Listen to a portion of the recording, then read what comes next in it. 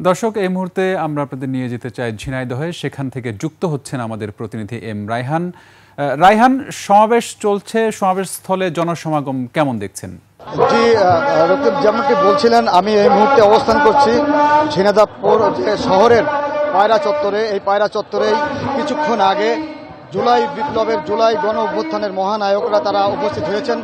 তাদের মধ্যে নাসির উদ্দিন পাটোয়ারি, হাসনাত আবদুল্লাহ, সার্জিস আলম, ডাক্তার তাসনিম জারা সহ তাদের নেতৃবৃন্দ উপস্থিত হয়েছেন। এখন কিছুক্ষণ আগে তারা মঞ্চে উঠেছেন। আমি যদি আপনাদেরকে দেখাই, আমার পাশে তারা মঞ্চে উপস্থিত আছেন এবং মঞ্চে এখন তাদের বক্তব্য চলছে। তারা আজকে দিনভর গুড়ি গুড়ি বৃষ্টি এবং বিপুল খুব খারাপ একটা বৈরী আবহাওয়ার মধ্য দিয়ে আজকে যে 4টের প্রোগ্রাম ছিল সেটা আজকে 7টায় এখন এসে শুরু হচ্ছে।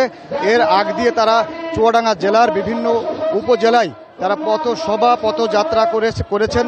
আমাদের ঝিনাইদহে যখন তারা প্রবেশ করে তখন ঝিনাইদহের এনসিপির নেতৃবৃন্দ তাদেরকে বদরগঞ্জ বাজার থেকে মোটরসাইকেলের শোভাযাত্রা করে তাদেরকে ঝিনাইদহ শহরে নিয়ে আসে এবং ঝিনাইদহ শহরে এসে তারা এখানে পানি উন্নয়ন বোর্ডে তারা নামে এবং তারা সেখান থেকে পদযাত্রা করে নেতৃবৃন্দকে সাথে করে নিয়ে এসে মিছিল করতে করতে এসে মঞ্চে উপস্থিত হন। প্রথমে মঞ্চে উপস্থিত হন সার্জিস আলম, তারপরে কিছুক্ষণ পরে আসছেন নাসির উদ্দিন পাটোয়ারি এবং হাসনাত আবদুল্লাহ। আমি যেমনটি আপনাকে বলতে চাই যে আমি এখানকার স্থানীয় নেতৃবৃন্দের বক্তৃতা শুনেছি। তারা বলেছেন যে আমরা এই ছাত্র জনতার যে অভ্যুত্থান, এই আন্দোলনে আমরা একটা নতুন বাংলাদেশ চাই, যে বাংলাদেশে থাকবে না কোনো সন্ত্রাস, থাকবে না দুর্নীতি, অনিয়ম, অত্যাচার, সেরকম একটা বাংলাদেশ চাই, সুন্দর একটা বাংলাদেশ চাই। আমরা এখনো পর্যন্ত কেন্দ্রীয় নেতৃবৃন্দের বক্তৃতা শুনতে পারিনি, তবে যতটুকু জানতে পেরেছি তারা এই পথসভা এইমাত্র শুরু হলো, এখনো কেন্দ্রীয় নেতা বক্তৃতা শুরু করেননি। এই বক্তৃতা শেষ করে তারা, আমি যদি আবারও একটু দেখাই আবার মঞ্চের দিকে, তারা এই বক্তৃতার পর্ব শেষ হবে যখন এখান থেকে তারা যাবে ইসলামী বিশ্ববিদ্যালয়, সেখানে একটা পথসভায় তারা বক্তৃতা করবেন।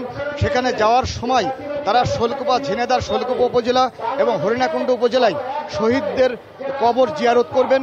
সেখান থেকে ফিরে আসবেন, মধ্যে ফিরে এসে ঝিনাইদহ শহরের ঐতিহ্যবাহী যে ড্রিম ভ্যালি পার্ক আছে সেই পার্কের হোটেলে তারা রাত্রি যাপন করবেন এবং সেখান থেকে তারা আগামীকাল সকাল 8টার দিকে মাগুরা যাবেন।